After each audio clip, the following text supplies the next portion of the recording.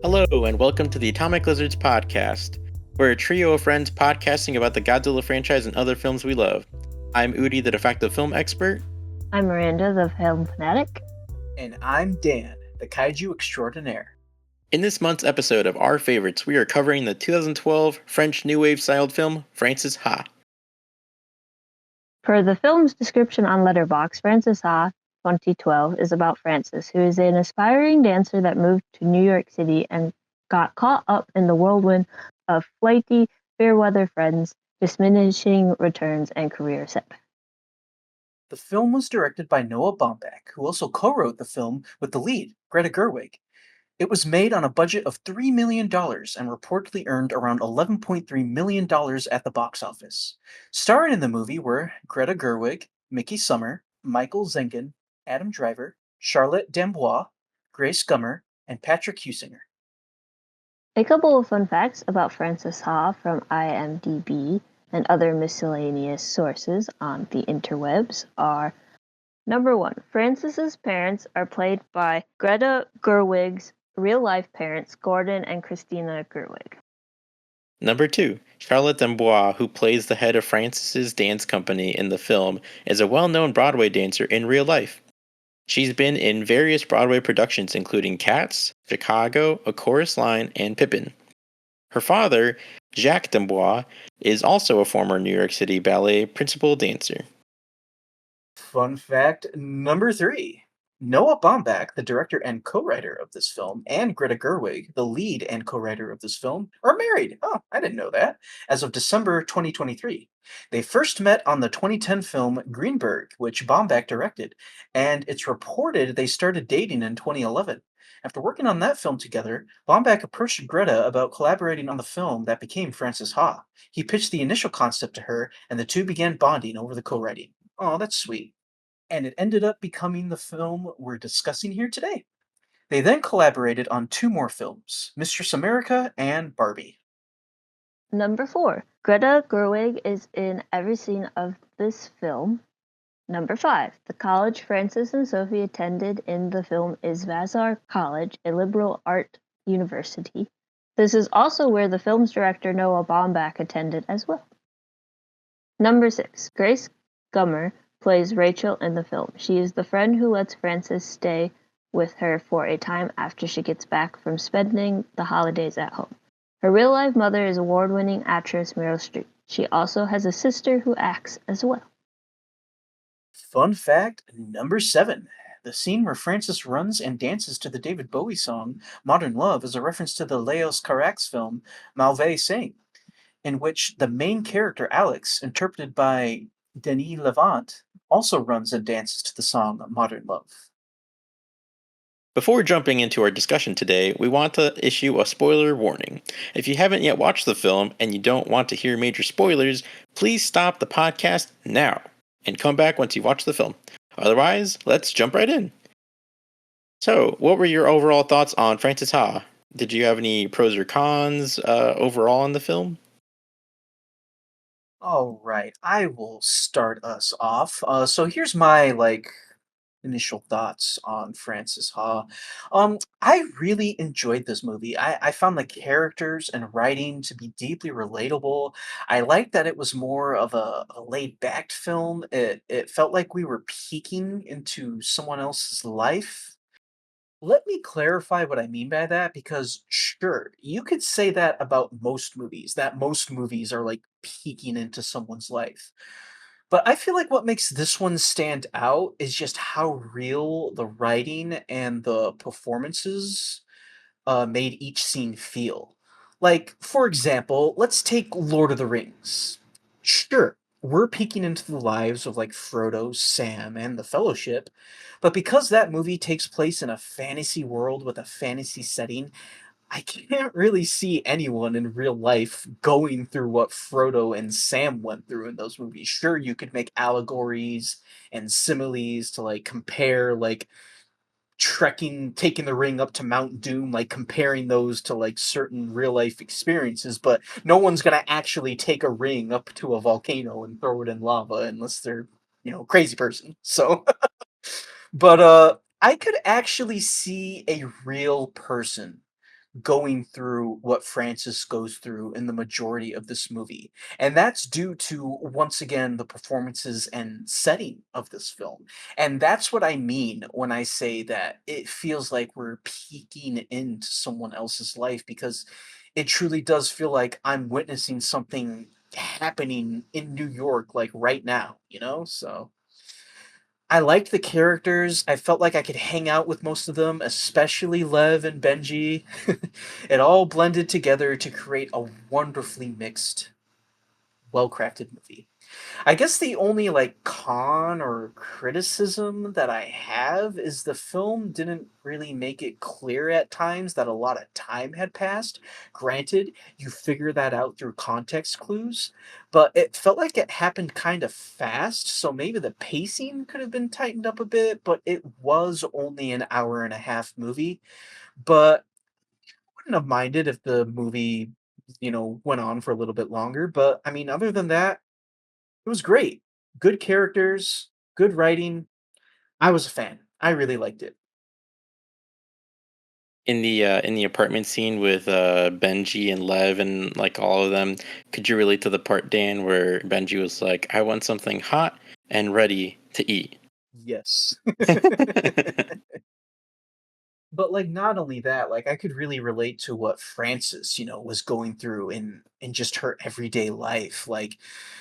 One of the big moments of the film is because she stays with her best friend, Sophie. They've been roommates for, like, years, and then Sophie comes up to her and is like, "Hey, I'm thinking of moving out." And then Frances is like, "Oh, I thought we were gonna renew the lease together." It's like, "Yeah, but, my friend, someone, a coworker or whatever, found this really great apartment up in this neighborhood, and I've always wanted to live there." And it's like, I've thought about that, because like I've thought about moving out with friends before, and I sit back and I think, what would I do if they wanted to, move out? And then it's like, oh well, I can't afford rent on my own, so I relate to those situations. And then there's even like a point where like Frances just goes and takes a trip that she can't afford, and like I've even thought about doing that sometimes. Like, what if I just leave, go somewhere, so like Yeah, little experiences like that are what I truly related to at times. yeah, I can understand that. Yeah, like having like that impulsive thought of like, I don't know, maybe I could max out my credit card and just like go do this or go here or go do that or stuff like that. Exactly. That's what I'm Yeah. saying. What about you, Miranda? What did you think of Francis Ha? My opinions on this movie, on Francis Ha. I thought it had some Wes Anderson vibes, but not like pizzazzy enough to be Wes Anderson. It felt very vignette-y. I think that's a mixture of like the title cards and stuff, and just like the way it is set up. I thought the music choices were interesting. Um, I thought there would be some kind of big dramatic event where everything comes crashing down. There wasn't, so the whole time I was watching, I just felt extremely anxious the whole time because I thought something dramatic and terrible was coming, and that just never happened. So I don't know if that says anything about me or if that says anything about the movie, but that's just how I was feeling. And then everyone says it's relatable, and like in general, I don't get it. Like, I get how it's relatable, but like, I also don't.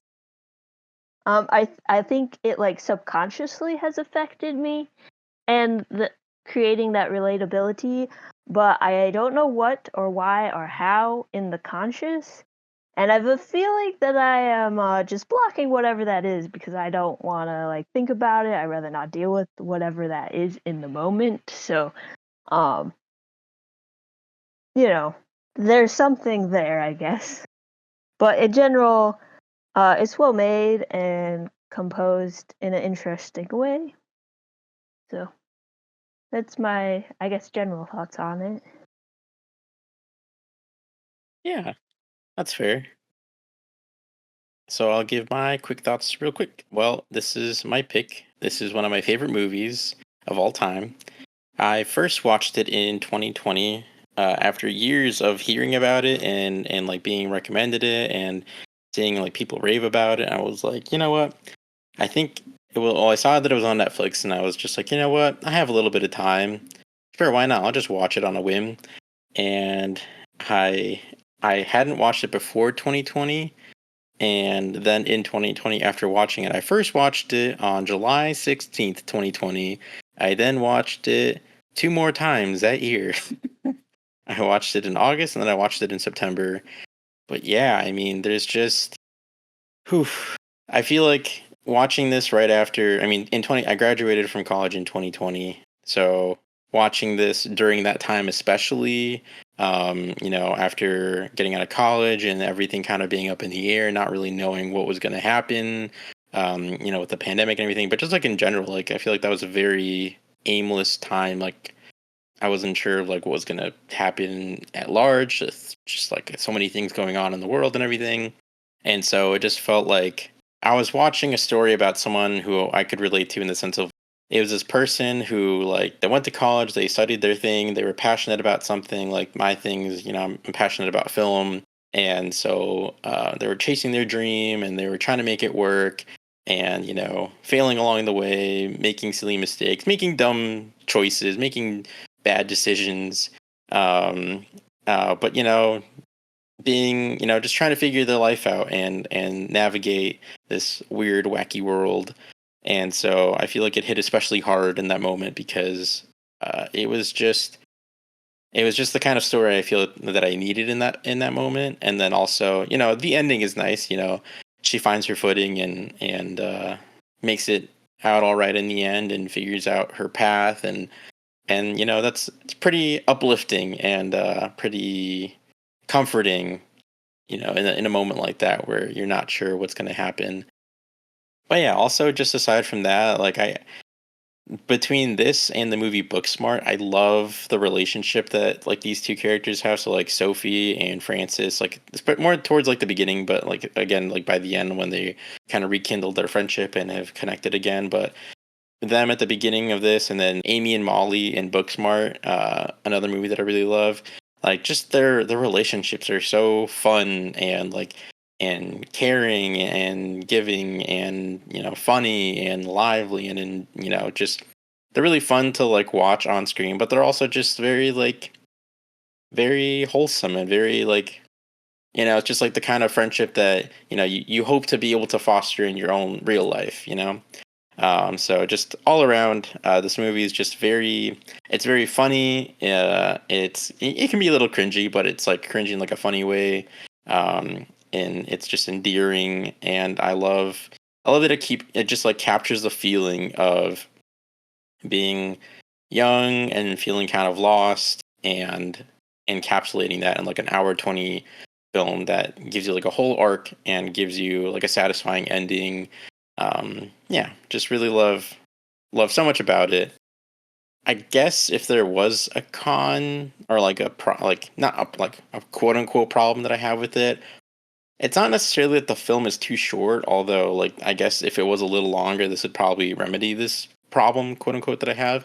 But I do feel like the ending is kind of abrupt. Maybe just because, kind of like how Dan said, yeah, they don't do a good job of like telling you time wise, like how much time has gone on. But I would say it's probably been around like a year or two. I don't know if the movie for sure says. I've watched it several times, but I don't know for sure. But yeah, like the ending feels a bit abrupt, because it's like you go through these series of events, get to the holidays, and then you get to the whole thing on like the college campus, and then she just kind of gets back to the city and like figures everything out, and then everything kind of works out, and then it's just over, and it's like, oh, okay.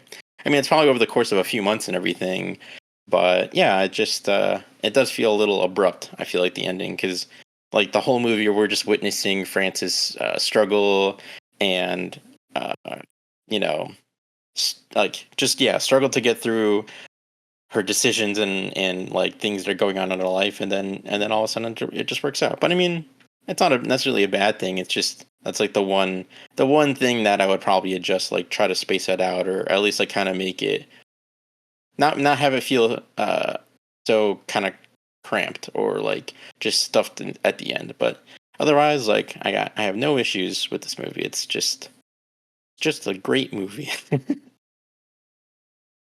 But yeah, did you guys have a favorite character in the movie? And if so, why are they your favorite? Well, I guess technically, I think Dan, you already answered this, right? I mean, I mentioned some characters that I like, but I don't think I said who my favorite was. I do have a favorite, and it's definitely Benji. I love Benji.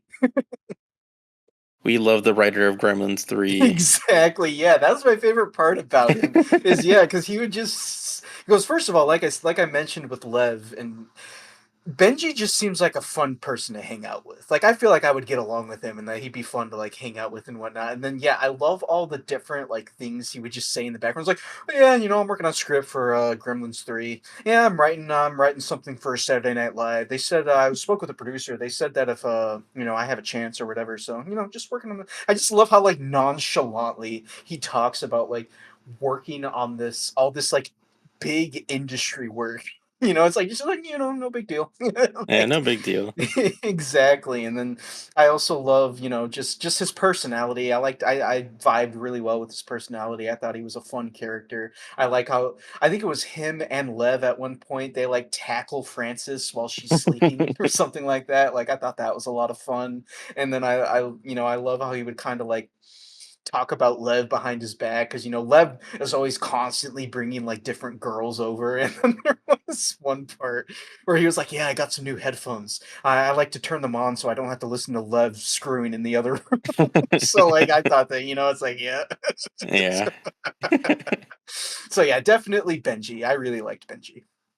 Yeah, I like that part where he's like, "Oh, check out these new headphones I got. They're great." And then he's just like blaring music into Francis's Yeah. ears, and she's like, "Oh, that's great, cool." And he's like, "No, no, check the song out." And she's like, "Okay, that's enough." He's like, "Oh, okay."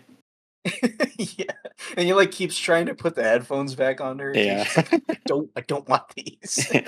And then yeah, like you had mentioned earlier, it's like he's like, "I want a meal, I want it nice and hot, and I want it served to me." And it's like, "Yep, I I understand that." yeah. I also like the part where like this is such like an early, I feel like an early 20s thing where he's like, "Oh, like," or I think Francis asked him like, "Oh, what did you do today so far?" And he was like, "Oh, I was internet acquiring some new pairs of Ray-Bans, and yeah, it's been my day so far." And it's like, of course, just frivolously spending money. Why not?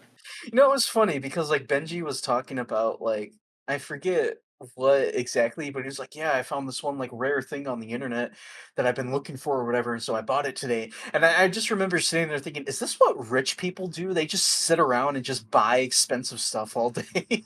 Probably. Yeah, Like, ah, yes, this $500,000 item I've been looking for. I'll just buy yeah. it. Why I'll not? just go ahead and buy that. Yeah, damn. Yeah.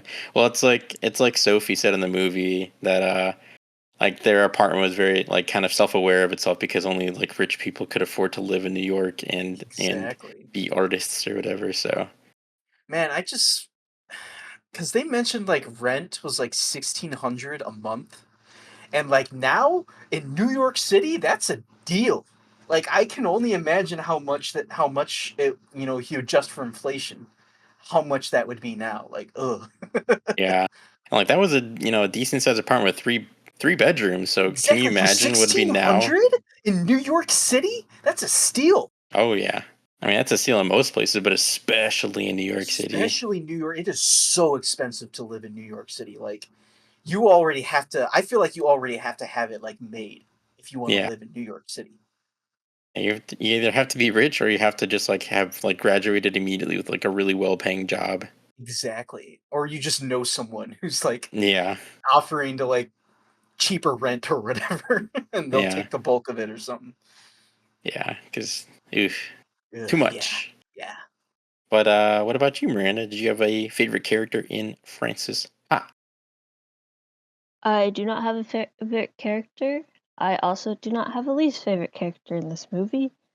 But I can see why some people would really, really like Frances as a character and see themselves in her and what she's going through and how she acts and behaves and her whole situation and her whole life that we're seeing while watching this movie. So I definitely see why people would like her or be drawn to her and have her as a favorite character. I can see why other people like the other characters as well throughout this movie. Personally, I feel they're all too too millennial for me to like get. They're just very like I'm gonna wear a fedora because I'm a millennial. So like it's definitely like that early tens aesthetic throughout the entire movie and how the characters act and what they're doing and all of that jazz. And on the flip side of that, I can see why people would dislike Frances as well. She does act very silly for her age and very annoying compared to the other quote unquote grown-ups around her. Which I think it's kind of mentioned in the film when she's having dinner at one of the friend's house and um one of the ladies is like, "You seem older but less grown up." So that's like a common theme throughout the movie, and I can see where as a viewer could get irritated with Frances really fast on that. Um, and I could see why other people would also get maybe irritated with the other characters throughout this movie. In general, none of them really stood out to me and was like, "Hey, here's a character that's cool that, I'm gonna like be like, this is my favorite." But like I also didn't really hate anyone. My general viewing experience is, superhero fantasy, sci-fi, crazy camp, silly nonsense. So this is definitely out of my comfort zone when it comes to movies of this nature. So I haven't really watched any. So I think as I watch more of them, I'll come back to this movie and maybe I'll have a favorite or least favorite character. Also, when I was watching this movie for the first time, I don't think I was quite in the right headspace to understand what is going on in the movie. So I've only watched it like 1.5 times. So this is like off the press initial thoughts on the movie. So I'm sure over time, hopefully, I can rewatch and find things interesting and like see why everyone so passionately cares and likes this movie. Um, I don't know. I feel like we're having another situation with like The Graduate where you guys are like on board with it, and I'm kind of on the slightly neutral slash opposite side of it. So um, I can definitely appreciate the film and the characters, though. Yeah, that makes sense. And it's funny because like you were talking about this earlier, but it's funny that you brought that up because like yeah, I mean the graduate and this are pretty similar, at Mhm. least like thematically and like with certain things going on. But Yeah, they're yeah, quarter life crisis movies. yeah. So maybe it's just not your genre, just not your subgenre. Yeah. I think it also has to do with like not being used to watching movies about people in their 20s. It's either movies about people in their 30s and they're ridiculously silly or fantasy or have Godzilla in them, or it's about teenagers. So this like middle ground of 20 something year olds is like strange because I'm also a 20 something year old. So it's just like figuring out how to relate to this, but also like looking at my own life and being like, okay, I can see her struggle. I can see these characters struggle. But at the same time, it's like, I'm not, I've either went past that step or I'm not to that step yet. So it's like I'm in a weird neutral zone, I guess, too, which has influenced the way I've perceived this movie as well.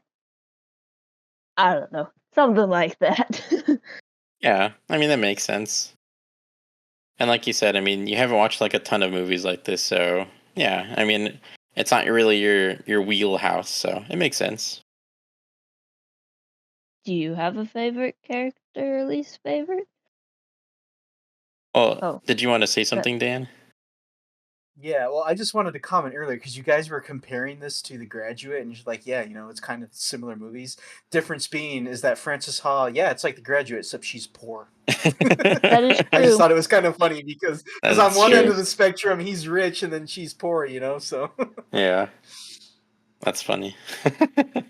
And that movie deals with the like a relationship, a romantic style type relationship. Where this one, it's vaguely mentioned, but it's not the main thing. The main thing is Frances and Sophie and their friendship, and Frances exactly. figuring out her life and how to, you know, be a grown up with friends and have a apartment and get a job and all that other stuff. I do like this movie more than I like The Graduate. I can say that. Yeah, and I wanted to comment. There's no like creepy like forcing some girl to kiss you in this Yeah, in there's none of this that in movie. this. Yeah.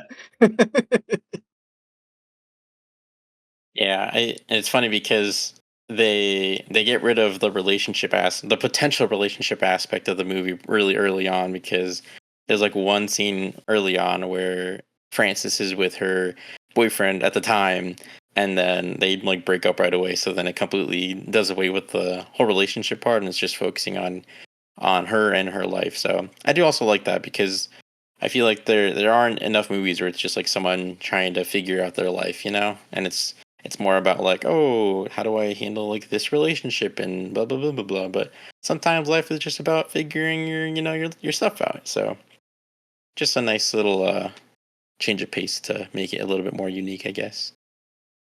But as far as my favorite character goes, I mean, I think my favorite character to watch in the movie, aside from Benji, is probably Lev. Partly because Adam Driver, and I just think that Adam Driver doing the things that he does in this movie is hilarious. Um, but like just like the things that he says and that he does, like he likes Sophie, Francis's friend, and so when she comes over to their apartment for the first time after like Francis has moved in with him and Benji, he like comes in and he's like, "Oh, hey, what's up, girls?" And then he like goes to his room and then he comes back out and he's shirtless in a towel and he's like, "Oh, hey, what's up?" He's like trying to get Sophie's attention and he's like, "All right, see you later, ladies." And it's just like, "Oh my god. Shut up. You're the worst." But it's like funny to watch. And then like the part where I think he's like getting or like he's talking about motorcycle. I don't know. He's just like he's so what you would imagine like the kid of like a rich family being kind of in like in real life would be like annoying, but in the movie again because it's Adam Driver, it just makes it kind of funny to watch. But so he's not my favorite character. He's just like a fun character to watch. But my favorite character is just Frances. I mean, she's the main character. She's the most relatable one, I would say. Um, and I can definitely understand because I've heard this complaint before. Like there's a friend of mine who loves movies, whatever. But I think when I first watched this movie, he had already seen it, and he said that he didn't really like it. And he mainly didn't like it because he thought that Frances was really cringy, and he didn't like how she reminded him of like times where he's been cringy or whatever. But for me, aside putting aside the cringe parts, because I mean we all have cringy moments. It's unavoidable. I don't care how cool you are. There's always going to be a cringe moment here or there in your life. It happens. For Frances, I like that. I mean, again, I just she's relatable in the sense of like she was a person just trying to figure out her path in life and trying to chase her dream and trying to make it work. Doing everything she could, making friends along the way, having fun adventures, and eventually she's able to find her footing and make it out okay in the end. So I just think, like, I mean, just kind of by design, she's just in my opinion, I guess, like the best character in the movie. But I mean, Benji's great too. I like him too. But yeah, I really like Frances and her journey and as someone who is also in their mid to late 20s who is still trying to figure his stuff out. I can still relate to her, and just trying to figure life out. And I mean, it's a journey. It's a journey no matter how old or young you are. But yeah, it's just very relatable. And yeah. And as far as least favorite character, I know Miranda already said that she didn't already. She already said that she didn't have a least favorite character. But what about you, Dan? Did you have one? Yeah, I mean, I don't know because thinking about it, I'm not sure if I had. There was never really a character that appeared that I just disliked. I mean, there was a few like side characters that didn't really leave that much of an impression on me, but they were only there for like a scene or two, So yeah, I can't say that I have a character that like when they appeared. It's like, oh, I don't like this character. I mean, don't get me wrong. There were certain times when like Sophie would do stuff that kind of annoyed me, and it's like, but once again, it's not like I can't blame her for some of the decisions that she makes in the movie because there were at certain points where she was just reacting to the situation that was happening around her. So like I can't blame her for that. So I can't Yeah, dislike her because of that. But other than that, like yeah, no, there's not really a character I can think of that actively like disliked or whatever. that's fair. Yeah, I mean, I would agree. I wouldn't say there's anyone I actively dislike because I don't think anyone is like inherently. There's not anyone that's actively like terrible or anything. Like no one's a terrible person. But least favorite character that I had in mind originally was Grace Gummer's character, and it's funny because I like Grace Gummer a lot. She's in Mr. Robot, and her character in that show is like phenomenal. But in this movie, she plays Francis's kind of friend Rachel. Um, and I don't even know how they really are friends because they're so different. Like, and it becomes very apparent. I mean, it's also they're just probably not that close of friends. But at the beginning of the movie, you see Francis and Sophie, and they're like messing around, they're play fighting, and they're just like they're so connected. And then when Francis gets back from the holidays, and she had asked Rachel if she could stay with her and everything. And then this isn't like I'm not blaming Rachel. Like they just clearly weren't close enough or like they weren't good enough friends to be doing this sort of thing. But like Francis was like, "Oh, let's play fight," and Rachel's like, "What? No!" And then she like tries to do it. And I mean, again, like I don't really blame Rachel because like you shouldn't just do that with anyone. But like she tries to play fight with her, and she's like, stop it!" And it's just like I don't know. In the moment, it's like, "Oh, come on!" Like it's just a playful little thing. Again, obviously, though, in the context of that, like Francis was in the wrong because it's like, why are you doing this with someone that you don't really know that well and that you're not that good of friends with? That's not. You shouldn't probably do that. That scene was hilarious though because she keeps trying to do it and then she like does it and like the scene just abruptly cuts. Like I like how they just cut it like right there. That was really good. Yeah. It's like, oh my god, Francis, what are you doing? Stop assaulting this woman in the park. Exactly. And then they go to dinner together. I think it's Rachel's friends who they go to dinner with. And then at the end, she like Francis is like, all right, well I'm gonna go, and then she like leaves, and then Rachel's like, where the heck are you going? And it's like, whoa, and she's like, oh, I'm just kidding. It's like, oh, okay, that seemed pretty threatening for a second there. So I mean, again, I think it's just like showing that they're just on different wavelengths. Exactly. Yeah, because don't they know each other from like working together at their Yeah, through company, like the dance company? yeah, you got it. Yeah, Yeah. And then speaking of like the scenes and scene in particular, and it just cuts to the next thing, that shows up several times throughout this movie. And at first, when I watched it at first, I was kind of confused, but from my like kind of rewatch I did, it seems like that's the way they indicate time progressing as well. Because there'd be like a scene like Francis is like, "Huh, I should probably go to the gym and like work out and stuff," and then jump cut to her and one of her roommates, the guys, sitting on the couch eating food and watching a movie. Like I think it was an interesting way to show time progression throughout the film, whereas like other films might do title cards or just generally have it in a general sense have time progress, but I like the fact that it's like bam, every time there's like a cut or something, it like indicates the time jump, and then that's where I get like the vignette type feel that I mentioned earlier from this movie. Is that it's like little short moments of her life, little stories. Like we're just seeing tiny little flickers of what's going on with her life. We might not actually be seeing everything that's going on with her. I don't know if you guys felt the same way when watching it, or if you noticed any of that stuff, but that's how I'm interpreting it. Gotcha. Interesting.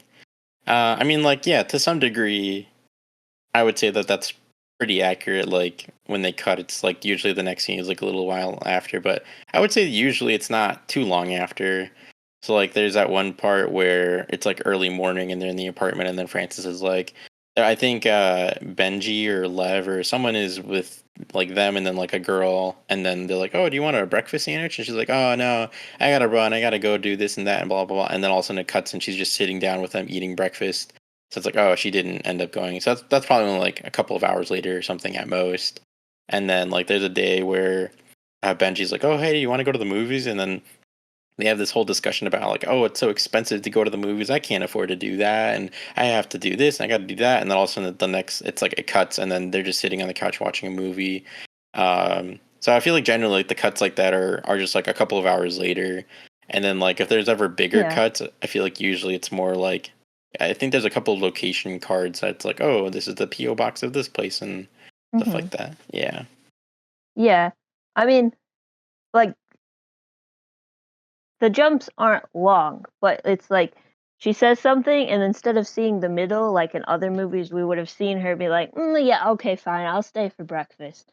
Like we're getting, like they're taking those parts out. Gotcha. Yeah, where it's like she says something, and then bam, it's the opposite of what she does. I thought that was like interesting viewing, Yeah. interesting movie structure because you don't really see that necessarily in other films, and I think that helps achieve the idea that we're like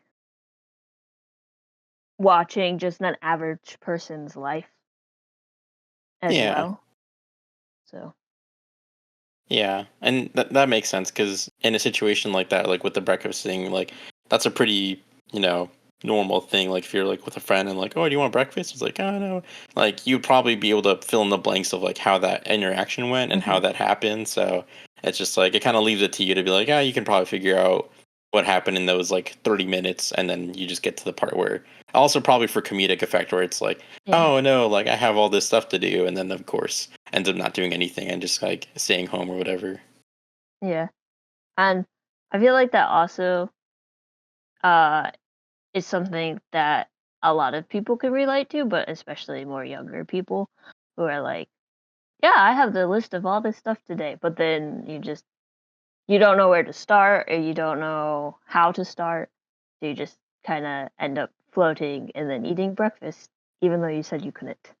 So Yeah. I guess in that way it is relatable. I guess maybe I do relate to this. I just don't know how to interculate, interpolate. I don't know how to say it. I Interpret guess Articulate, I think is what or you're trying to say. articulate. that's the one. Thank Hey, you got it. you. um, the feelings of this movie, I guess. Fair. That makes sense.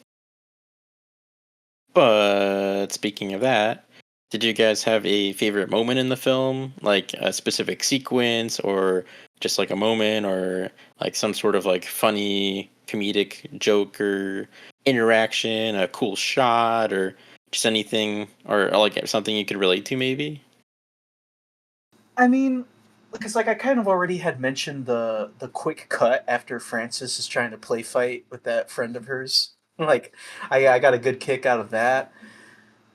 I kind of liked the moment where she goes back home for like the holidays because it was kind of just peaceful, and like she's going shopping with her mom and like helping her do the dishes and like make food and whatnot. They're picking her up at the airport, like that's definitely stuff that I could relate to. So I kind of liked that moment because it was a nice little like just not that the film is intense or anything and that you need a break, but like it was just a nice little like moment, I guess. I don't know. I don't know Yeah. how else to describe it really. Just very wholesome. Yeah. Yeah. It felt homely. It's not that it was wholesome, it just felt homely, like, Yeah. it felt comfortable, I guess, is another word I could use to describe it. Yeah, that's a good way to put it. It's also kind Yeah, of the most sort of in her element and comfortable we see Frances in exactly. after being kind of stressed for most of the movie until the end, I guess. Yeah. Uh, I but also oh, I wanna say real quick, I also like the moment where she's, like, doing her show and, like, literally everybody's there, the gang's all here. Like, all yeah, the characters we've seen through the entire film are just all there, like, watching. I like that moment too. yeah, all her friends and everything. It's Yeah. definitely like a sweet moment. It's like, ah, everyone came out, everyone came to support her. Yeah. It's like a Tony Stark's funeral in Endgame, except a lot a lot less characters. Yeah, yeah. I would describe it that way. You could pick a better way to describe that. Well, I mean, but it's literally all the characters in the movie, like, there, like, what, so, like One should make an edit of the end of Francis Ha where in the audience it's just all the Avengers are just there. Yeah, and somebody, like, green screen that moment and just put them all in the auditorium watching Francis's show. Be Yes. very strange. Perhaps, who am I to judge? What about you, Miranda? Did you have a favorite moment in the film? Or favorite Um, something? I mean, the part where she goes home for Christmas, like mentioned, is a nice little scene. Definitely, like, you are definitely seeing her more in her element where she's comfortable.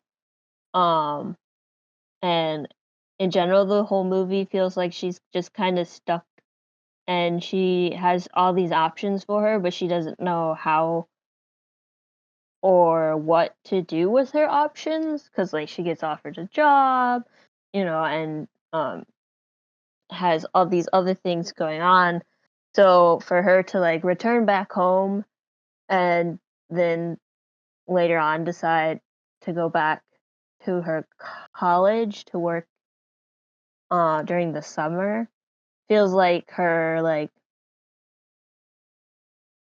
uh I guess kind of in a way running away from her problems, but in, like, I'm going home because, like, she's going home because she needs to go there in order to, like, figure out what's going on with her life and what she wants to do.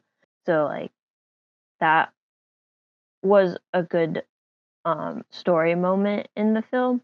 And then her impulsiveness of just going to France on a whim. I think I feel like that feels like something a 20 something year old would probably do. Probably a 20-year-old something that doesn't have anxiety and doesn't plan everything like myself would probably be more likely to make an impulse trip to France, but just, like, deciding, "Okay, I want to do this," and then doing it, and then figuring out how to, like, I guess for her in her case, like, pay off the debt she used since she used a credit card, also feels like something a 20-something-year-old would do as well. So, I think I think that was a good, moment in the film to show her and her character story and to show her and her story that's being told. Um, so I like those, and the ending as well, and her seeing her friends, and then her, like, looking at Sophie from across the room, and it just is a really nice tender moment, especially because Frances at the dinner party is like describing what she wants out of a like her friendship or just a relationship in general of just someone that you know as your person that you connect to and that you guys like they have a special bond and that, like, realizing she has that in that moment. Um I liked that part. Yeah, you got it. That was I was going to talk about that part at the party when I was talking about mine. So yeah, I guess going off of what you just said, yeah, that's one of my absolute, like, probably my number one favorite, at least piece of dialogue in the movie.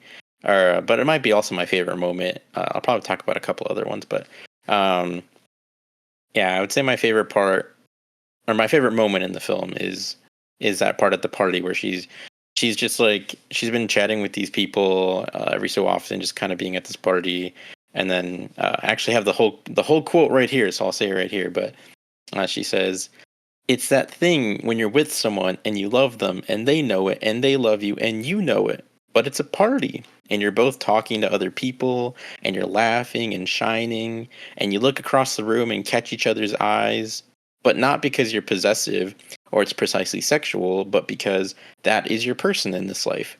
And it's funny and sad, but only because this life will end, and it's the secret world that exists right there in public, unnoticed, that no one else knows about. Sort of like how they say that other dimensions exist all around us, but we don't have the ability to perceive them. That's that's what I want out of a relationship. Or just life, I guess. And yeah, like the ending, getting the ending where yeah, she's just looking across the room and she like locks eyes with Sophie, and it's kind of funny because she's in the middle of talking to her like mentor, and then her mentor's like, who are you making eyes at? But she's like making eyes at Sophie, and they're just like smiling at each other across the room. And it's just like, ah, she got what she wanted. She got the thing that she wanted out of life, and it's just very very sweet, very tender, very wholesome. And yeah, I mean, again, it goes back to like the whole thing of like at the end, it's just her like having figured out her path and kind of finally starting to figure things out, and she's repaired the damage that she had with her best friend, and just all this good stuff. It's just very very nice. But yeah, that specific part in the party, that quote, that piece of dialogue is my favorite moment, I would say, of the film. Like it's a part that stuck with me right after getting out of the, or not getting out of the theater, after watching it for the first time at home, and ever since, it's just very very well written, and yeah, very very sweet. Yeah, another one of my favorite moments though in the film is when Francis goes out, and like the song Modern Love by David Bowie starts playing, and she's like dancing in the street. Like it's a very French New Wave sort of sequence, but it's just very. I would say it's almost like very magical. You know, it's a very, I mean, it'd be kind of odd to see someone just kind of dancing and running through the streets, not running, but like dancing through the streets. You'd be like, interesting. But yeah, it's just very. It's very. It's like taking something that you would see every day, just like someone on the street, and making it special. And then like with the song's one of my favorites. It's one of my favorite songs, and then just yeah, like just a fun little moment, and then just Frances being in her element, feeling free, and everything like that. And then as far as like a favorite joke, I would say there's a lot of like funny moments and funny jokes and whatever, but just like a little funny thing that I noticed is that in the scene where she's kind of fighting with Sophie, it was like after she did like a dance recital or something, and then they go out with she goes out with Sophie and Sophie's partner Patch, or whatever his name is, Patchy, uh, and they're like going out to the bar or whatever, and then they go to the bath. Well, she like asks her if she wants to go to the bathroom, and then like they're kind of already fighting or whatever, and then they get back out, and then Sophie's telling Patch that they need to leave, and then Francis is like, "No, sit down," and then they both like in sync just sit down. I don't know why. It's just very subtle, but I just thought it's pretty funny. Just they both in sync, like, "Oh," and they sit down. It's not a great scene overall because it's like you're watching the disintegration of this great friendship, but it's funny just like seeing them do that in sync. I also like how because she orders them like the most Oh expensive yeah. bottle of vodka, and then she just like takes the entire bottle. Yeah. I thought that was kind of funny. Also, I very badly wanted to make a Patchy the Pirate reference when you're like a Pat. What's his name? Patchy Yo, the Pirate. Patchy. Yeah, I like that they make fun of his name like every time. yeah, exactly. I also like speaking of like their friendship. Because I think at the beginning of the movie, there's someone that's crushing on one of them. I think it might have been Sophie, but it's like, "Ahoy, sexy," or whatever, and it uh, becomes like their own little inside joke. I really like that. what am I, nautically sensual? Yeah. Yeah, it was Lev. He like asked for Francis's number, and then that was his opening text to her. Yeah, Ahoy, sexy. once again, I just love how it becomes an inside joke between Francis and Sophie because like every time they see each other, like Francis is like, "Hello, ahoy, sexy," or whatever. Yeah. Like I really like that. Yeah. Yeah, just so many little things, so many little moments, just so great. Well, there's one moment that I was not expecting that like the first time that I watched it, it was just kind of funny because it's like, what are the odds that this would happen? But it's like such a thing that could happen in real life because like it's a thing that always like happens and you're like, wow, the world really is not that big. But when she goes back to the college and she's working like for that summer, and then all of a sudden like what are the chances like because I think she even said like, oh, I keep imagining that like Sophie's here with me or whatever, I keep thinking like, oh, it'd be so funny if we ran into each other, and then it literally happens, like she wills it into existence and she's just there with Patch and they're just there at this fundraising event or whatever. I just thought it was funny because it's like things like that just kind of happen in real life, and it seems so like, oh, that would never happen, but it's like you can just have that thought where like, oh, it'd be so funny if I just ran into this person or something, and then you run into them and you're like, what? Like, what are the freaking odds? Like, the world is so big and yet so small, and it just like leads to fun little moments like that. And then I guess one other quick little thing, just because it's like brought up a few times, I think it's funny that like every time that they like lay in bed together, Sophie makes Frances take her socks off because she like can't sleep with her being like with another person in bed that has her socks on. It's like I think it was when she was drunk, she came to like stay at the dorm with Frances, and she's like, "I know this is your bed and everything, but could you please take your socks off?" Yeah, just thought it was kind of funny. I just want to say, I don't know. I thought that was a little weird though, because like, what does she expect to be touching her feet a lot? Like, I don't know. Like, why does she want her to take her socks off? I don't get it really. Maybe it's like during her sleep somehow if like her feet touches like someone else's feet that has socks on, like it wakes her up. Like maybe it's like a texture thing. I don't know. I don't know. I feel like if my bare foot was touching someone else's barefoot, like even if it's a friend, that would probably wake me up. That's just your me though. your eyes would just jut open and you're like, huh, get Yeah, away I from mean, me. well, cause see, that's the thing, cause like, obviously, Sophie and Francis are very close. They're close to the point where, yeah, they don't mind laying in bed together. Like, I'm close with some of my friends, and like, I have had to be in situations where I had to sleep in the same bed, but I would still feel uncomfortable if I touched my friend's foot while I was sleeping. I don't know. You don't want to interlock toes, Dan? No, not in particular. No. It's okay. I don't want to either.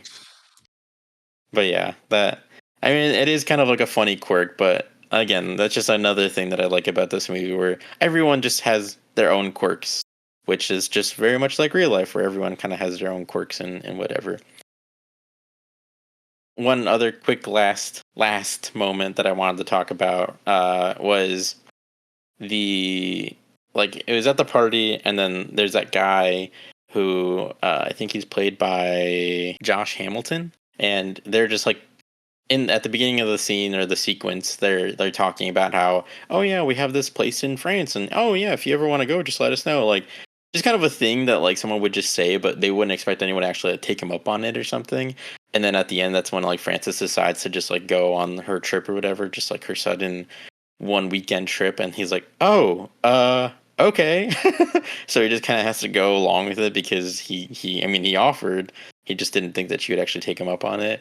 And then you get like the whole, I mean, just the whole sequence with her and France is just really funny, kind of like It's kind of not because it's like the worst case scenario in every possible way. It's like, oh, she has a friend who lives there, and then of course the like cell service got screwed up, and she didn't get her message till after she's gone. And oh, she went there, but with the jet lag and everything, she couldn't sleep, and then she fell asleep till like 4:30 in the evening. Didn't get out till like 5 or 6 or something. And by the time she's out and about, she can't do anything because everything's closed. Like just the worst possible case scenario for everything. She can't even smoke the cigarette, the one cigarette that she wants while walking around in Paris. Like that's how bad everything's going.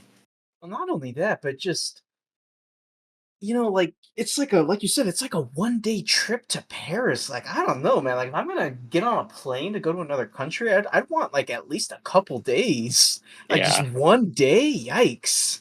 Yeah. Well, especially going to France, like especially Yeah. France from the US would be like a pretty decently long trip. Plus, yeah, like your whole sleeping schedule will be all screwed up and everything. And I mean, that's like the funny thing too, because she has the whole reason she only does it that short is because she has that meeting with her mentor, and then her mentor is like, "Oh yeah, I almost canceled the meeting today." It's like, "Oh, you could have just moved their meeting." It's like, "Oh my god, can you imagine?" Yeah. Really. Like oh my god. She gets there and she's like, "Oh, I had to cancel the meeting because I'm not feeling well today," and then she'd just be sitting there like, "Oh my god, I hate my life." Yeah. Jesus. But again, very much a 20s person thing to do. But speaking of that, this film is definitely a coming of age film, kind of non traditionally because usually I would say coming of age films normally are like more around like the teenage years where it's like someone is kind of coming into who they are and everything like that.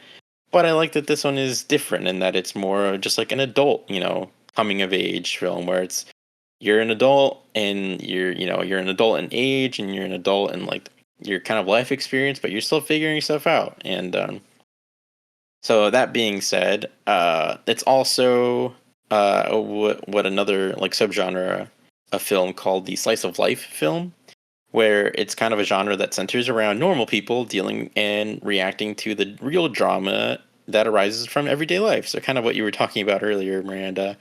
It's also that subgenre of film. So, I mean, you've kind of already talked about this, Miranda, because you said earlier that you don't really care for this film genre, which is fair because I mean, I totally understand. Well, I may not personally agree because I like this like subgenre, whatever. I know like there's lots of people who just like film as like an escape or like as just like a fun sort of thing. Not because you can't watch movies like this. It's just not your cup of tea. Yeah. It's not that I don't care about them. It's just I am not familiar with them. Gotcha. Like this Okay. is a new genre for me, right? So like example, when I first was getting into movies a lot, basically all I watched was whatever we had in the DVD cabinet and the Marvel movies. And then I watched Scott Pilgrim and I was like, "Oh, a film can be this crazy nonsense video game highly stylized thing." And then I watched Memento. Do not like that movie, but then I was like, "Oh, movies can be funky. They play with timelines." So like this is a new genre, so I'm like learning it as we like seems like we're covering several of these. Um so I'm like learning, so it's not that I dislike them or anything, it's just I don't know anything about them. Gotcha. Okay. Yeah, that makes sense. And that's a good way to put it. It's not, yeah, it's not that you dislike it, you're just not familiar with it yet. Yeah. I guess you could say I'm something of a slice of life film enjoyer myself. But what about you, Dan? How do you feel about the slice of life genre? I like the slice of life genre. Like I said, it's just nice to because you got all types of different films and TV shows out there. You got your heavy action ones. You got your murder mysteries or whatever. You got your superhero stuff, which is my personal favorite genre. You got your kaiju stuff, another genre that I love. But sometimes it's nice to just sit down and like just watch like a comfortable show that's just about dealing with everyday life. I don't always need action or superheroes or giant monsters to be in my movies. sometimes I just want to take a break from all that. And yeah, that's where these movies and shows tend to come in, and I appreciate them for that. I really do. Yeah, I mean, I totally agree. As much as I love the Marvel movies or XYZ like action movies or whatever, I think at the end of the day, the movies that speak the most to me are the ones about just people dealing with things that people deal with, you know? I think at the end of the day, a bit like that, in my opinion at least, there's just something, maybe it's just like morbid curiosity or I don't know, but there's just something inherently interesting to me about like watching life through someone else's perspective. Like not to get on a too far off topic, but there's this film that I saw earlier this year with a friend called Perfect Days, and it's just about it's like basically just following this Japanese man living his life for like a few weeks or so, and like that's basically what the whole movie is, and it's just I don't know, like it's you live your life and it's so mundane to you, and like yeah, there's ups and downs and there's exciting things and more boring moments and just whatever, it's whatever your life is, but at least for me, just getting to watch someone else's life is so interesting because it's also one of those things of like I sometimes think about how you like you pass by people on the street or you drive by people on the road, and it's like there's so many people that you like technically you kind of interact with, but you'll never meet, you'll never see, you'll never know anything about them. And so it's just kind of an interesting kind of gateway to like, and obviously these aren't real people, these are stories made up by people and whatever, but it's kind of a gateway to kind of get that scratch that itch of like that curiosity of like I wonder what these people are doing. I wonder what these people's lives are like. I wonder, what they're going through. I wonder who their friends are. Just stuff like that, and it just something that I find interesting. So I really like this subgenre. Living in these little windows of these people's lives. You were mentioning like these types of movies are like a little window into like other people's lives that you're like semi interacting with and stuff. And I was thinking it's also these movies are a good way to like slow down too, I guess, in a way. Because compared to like the big action movies, the Marvel movies, like they're big, bombastic, crazy, whatever the plot is.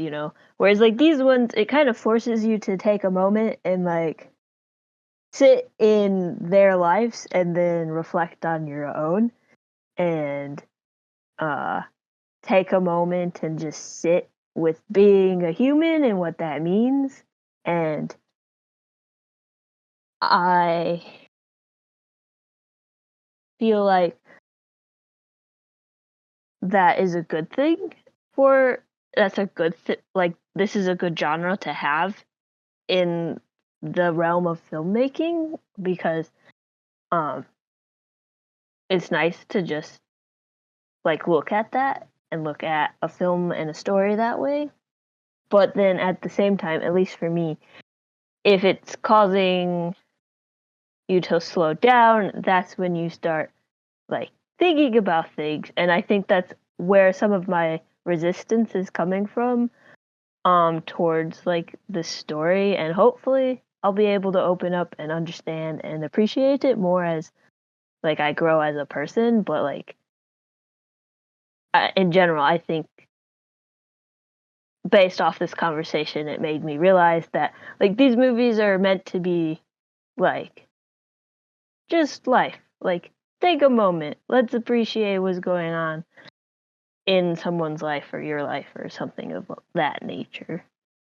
At least that's how I'm understanding what this genre is. If that's not what it is, let me know. But I don't know. That thought just popped into my brain, and I wanted to share.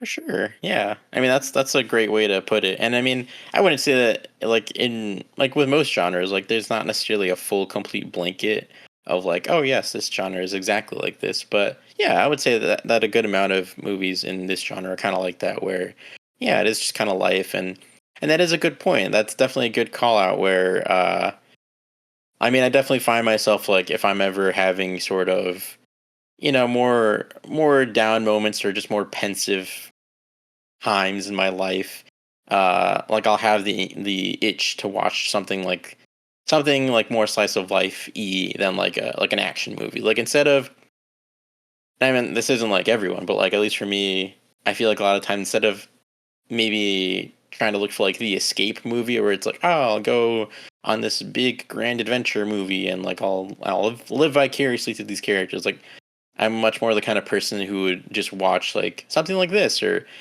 maybe something more of a downer, but just something kind of pensive, and then you can kind of think like you said, like you kind of sit with your own thoughts and process your feelings or whatever.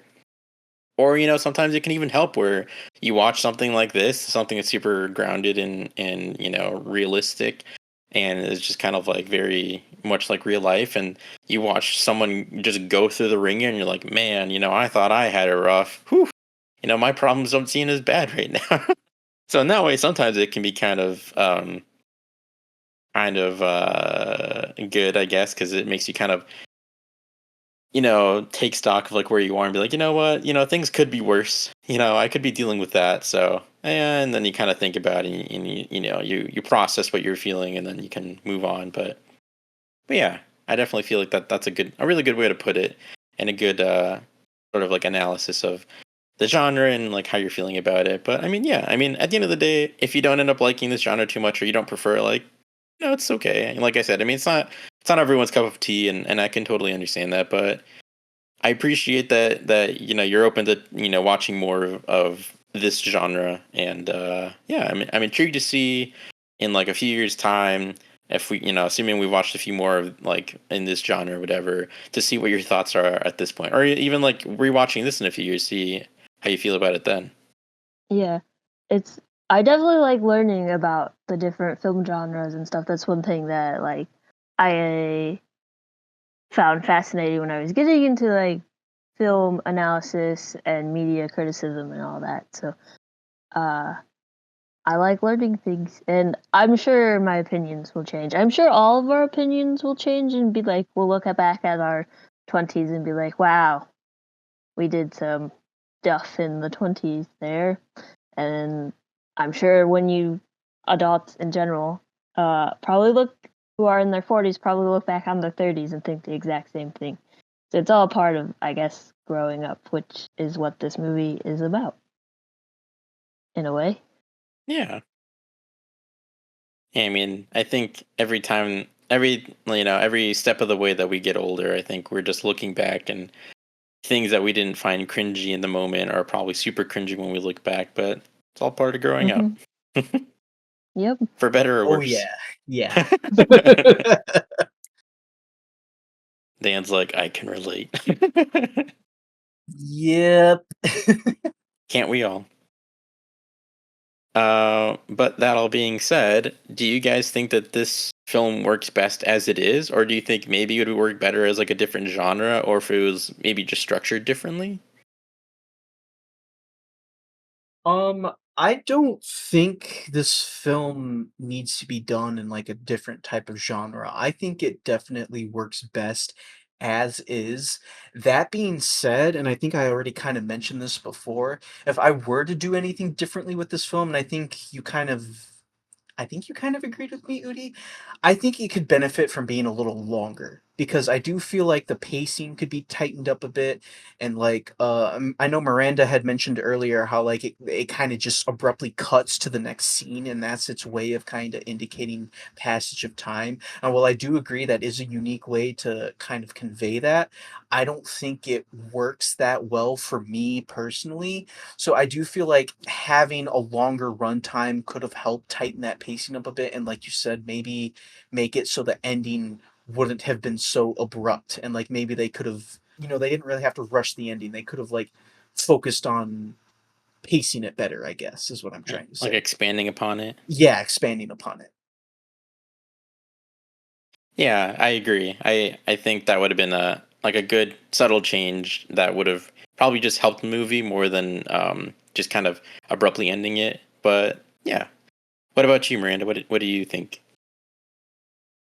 I'm not sure about the pacing thing. I think this movie moves pretty fast, and once you understand what it is, the editing and the techniques and the filming make more sense upon like rewatch. And I'm sure the more times you watch it, the more you're gonna understand it and look at the story and find different things going on. Um, for Francis's story, I think the way they created this movie and wrote the movie makes sense for what is going on in her life and the situation. Earlier, I mentioned that it kind of has a Wes Anderson feel to it. I'm not really sure where that's coming from. I believe Noah Baumbach co-wrote Fantastic Mr. Fox, so I don't know if that's like influencing it. And weirdly enough, too, I guess not weirdly. Looking at Noah Baumbach's like filmography, he did do The Marriage Story too, and this is purely personal. I don't like that movie. Um, so I don't know if any of that, like his style in that movie, also is in this movie, and that's why my brain's like about the whole thing. But in general, I think they did a good job at portraying the story that is being told that they wanted to tell and chose an interesting way to do it. I think having it in black and white was probably a good call as well because I was trying to envision it in color and I was like, I don't think this would work as well as if it was in color, like in Wes Anderson like color or in like the teal blue color scheme that's on like every single movie. It's like the modern day black and white. I think having it in black and white works really well because it also kind of, although it's clearly dated to the 10s, the 2010s, um it also like removes that too because it is in black and white, so you associate black and white footage usually with older movies. So it helps like create a timelessness factor to it as well. So overall, I think that it's a well-made movie, and everyone who was in it acted very well. They made their characters believable. So there's not really anything I would change, at least based off the viewings I've like seen so far. Yeah. Well, Miranda, you one blew my mind because I had no idea that Noah Baumbach co-wrote Fantastic Mr. Fox. What? That's crazy. Yeah, I think it's that one. It is. Yeah, you're right. I looked it Yeah. up as you were talking. That's crazy. I had no idea. Yeah, I didn't know that until today when I was doing research and like looking up everyone in this movie and figuring it out. I was like, oh, that's pretty neat, I guess. Yeah. Well, I've been needing to watch this film for so long, and now I absolutely need to because one, I love Noah Baumbach, but two, that's just insane. Like I already needed to because it's just essential viewing. Wes Anderson and just everything. But like that's crazy. I had no idea. That's awesome. Yeah, I highly recommend Fantastic Mr. Fox. It's a great movie. It's based off a children's book too. Um, Great puppets and Isles of Dogs. If you haven't seen that, definitely give that a Yeah. watch too. That one's Yeah. really good. Yeah, I really wanted to see Isle of Dogs in theaters when it came out, but unfortunately, either like way too limited or I just didn't have time with school or something like that. But yeah, definitely need to watch that one still as well. But yeah, blew my mind with that. Yeah. When I say it has Wes Anderson's film, I guess I never really clarified when I said it feels like Wes Anderson. That's coming from the vignettes and then the French Dispatch specifically, not necessarily his other movies. Although there's like time cards and stuff, it also kind of anytime there is like a time card or a location card, it like calls my brain calls back to any other movies with that. So that's where that idea is coming from my brain. But Yeah, sorry, continue. no, you're good. And I mean, yeah, like I would say, especially more modern, Wes Anderson is kind of like his style has kind of just become its own thing, and all of his films of like after like the Grand Budapest Hotel have kind of been very similar stylistically, like way more so than, I mean, I'm not like an expert on Wes Anderson or his older films, but from what I've gathered, it seems like stylistically, like he has just kind of stuck to like what is considered like his style more so now after like around that point.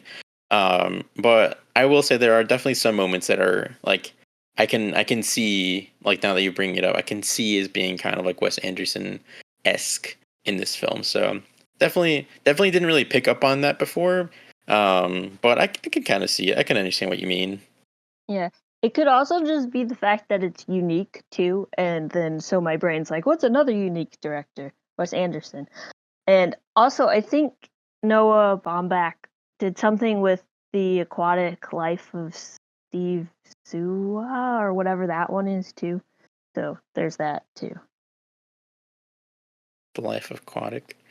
I did not know that. I've Let me never see. seen that one, but Yeah, I I haven't vaguely seen that either. remember. Oh, yeah, he And on co-wrote his that list. too. What do So you know? yeah. What the hell? That's awesome. Oh, it's a 20-year anniversary this year for The Life Aquatic. Interesting. But yeah, the other thing I wanted to mention that you talked about that we didn't really talk about that I feel dumb about not bringing up is, yeah, the whole like the whole new French wave style, like it being in black and white. I feel like really elevates the film in, like it being more like French New Wave. I feel like really elevates the film and does make it feel more timeless.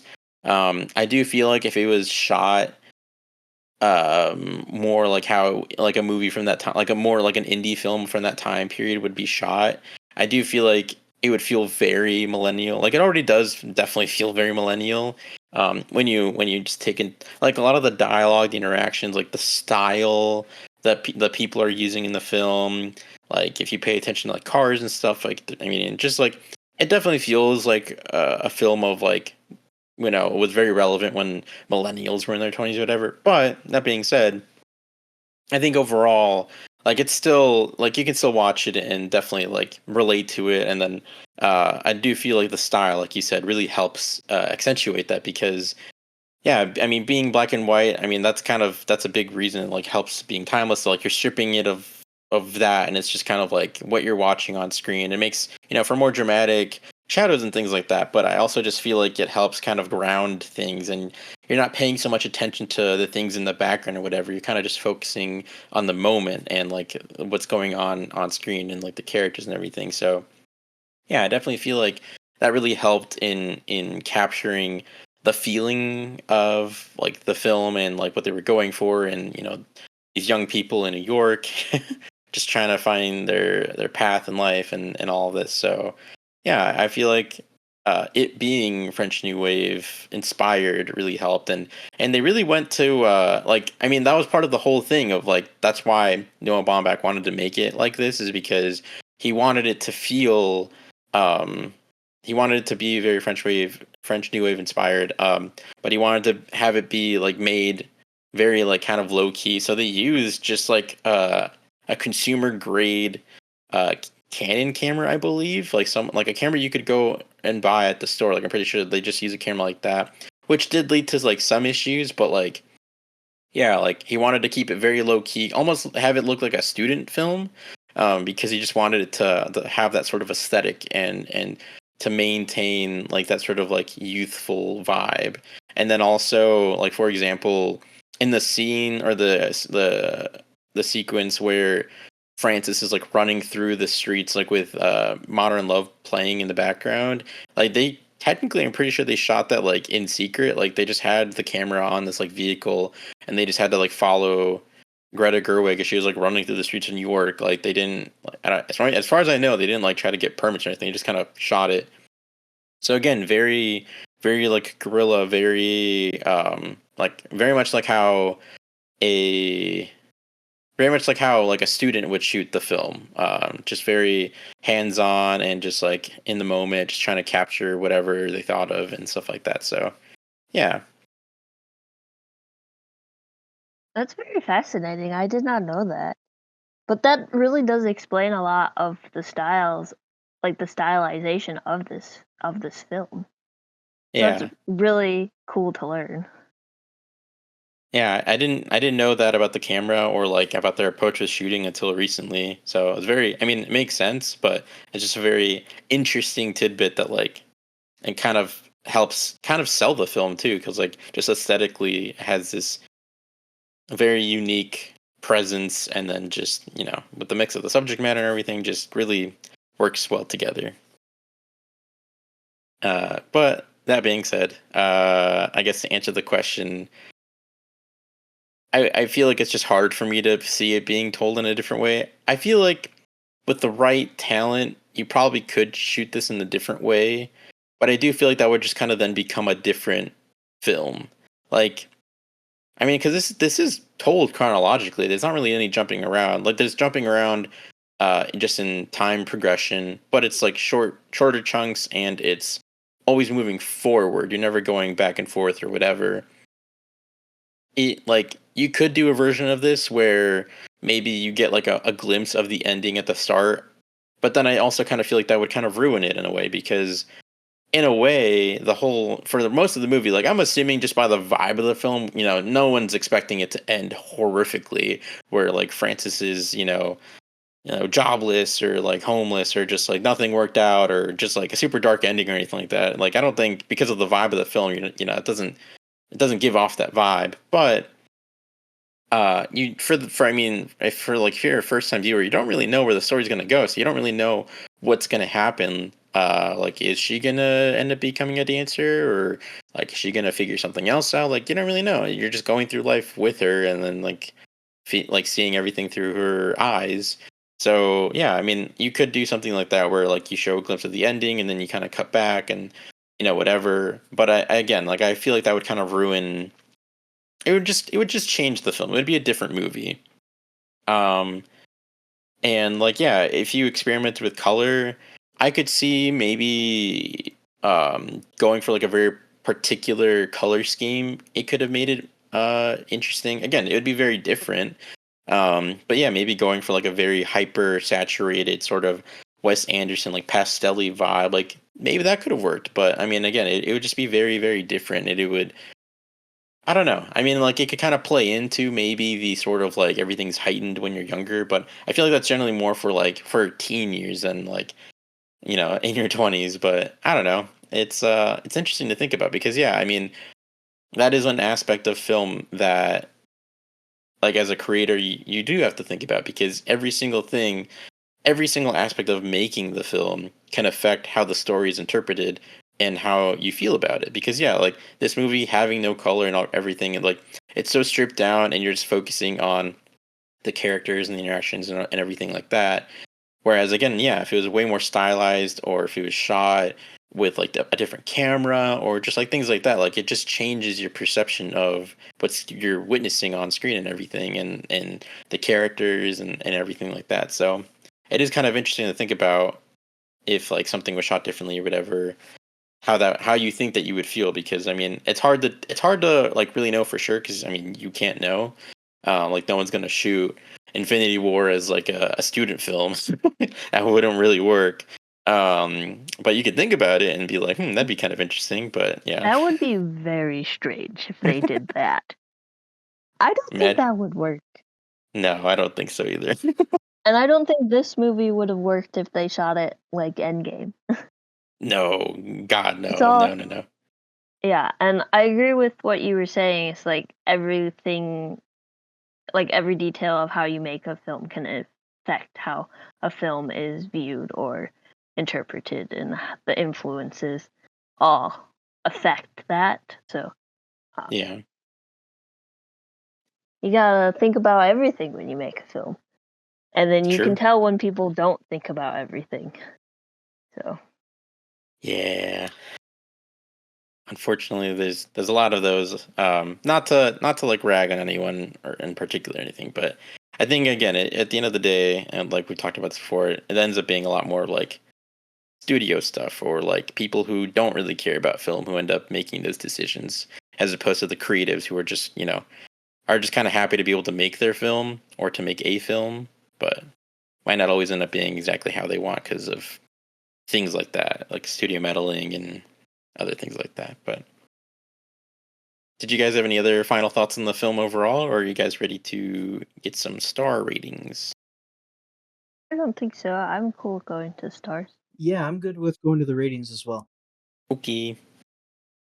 So, if you guys don't have any final thoughts, let's go to ratings. What would you rate Francis Ha, Miranda? I'm going to give it a 3.5. I think it's a well-made movie. I think the actors in this movie portray their characters really well. It's stylized. It tells an interesting story. It's just overall a good film, and I would recommend watching it whether you like the slice of life style or just if you don't. I think it just anyone's gonna watch it, and hopefully they can find something they can connect to with it, whether that's the story or the style or anything of that nature. So yeah, a 3.5. What about you, Dan? All right. So to do a little recap, as I've said before, I really enjoyed this movie. I liked the characters. I liked how real it felt, how like I was literally just peeking into somebody else's life. I enjoy me a good slice of life movie, as I stated before. And with all that being said, with all the direction and the writing and everything coming together, I'm going to give this a solid 4 out of 5. 4 out of 5 for Dan, 3.5 for Miranda, and I'm gonna go ahead and give this a 5 out of 5. I mean, if I haven't gushed enough about the movie, I mean, yeah, just from top to bottom, I mean, it's a very efficient film. Like it's only like an hour 20, I believe. So it's very quick. It's very short. But I get right to it. Just from beginning to end. Like it's just a fun little ride with quirky characters and relatable moments. Some somber moments, some funny moments. Get a good laugh here and there. Some less enjoyable moments, but realistic, and just everything in between. And there's some banging needle drops, like again, "Modern Love" by David Bowie, amazing song. And yeah, then it gets like a nice little wholesome ending, and yeah, just stylistically, just very well thought out, very well done. I think it's a very beautiful film, not just in the writing again, but just like visually and everything. So yeah, 5 out of 5, which means that the Atomic Lizard's average score is a 4.16 or a 4.0. And so, that being said, thank you so much for joining us and listening to our conversation about Francis Ha. Stay tuned for upcoming episodes on more movies currently playing in theaters, favorite films of ours, and kaiju films galore. If you're interested in hearing more, check out our previous episodes, and as always, you can find us on Instagram at atomiclizardspod and on Letterboxd at atomic_lizards. Have a good one, everyone. Bye!